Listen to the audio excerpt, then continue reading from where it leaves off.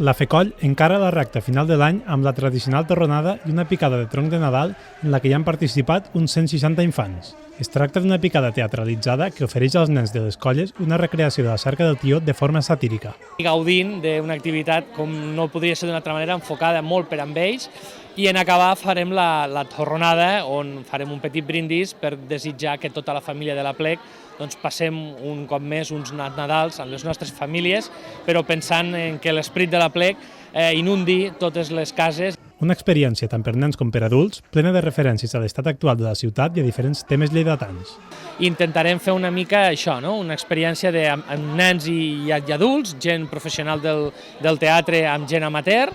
barrejar-los i fer una actuació, una mica de sàtira del moment que vivim ara a la ciutat,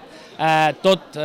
fent un joc per trobar el tió i un cop l'haguem trobat, a tots els nens convidar-los a que vinguin a picar el tronc i que s'emportin el seu regal. Des de la FECOLL també han aprofitat l'ocasió per llençar un missatge a la societat lleidatana. Segons afirmen, els dol que hi hagi gent a Lleida que no valori una tasca que va més enllà de l'Aplec amb activitats solidàries, infantils i d'oci que tanca aquest any amb més d'una trentena d'activitats.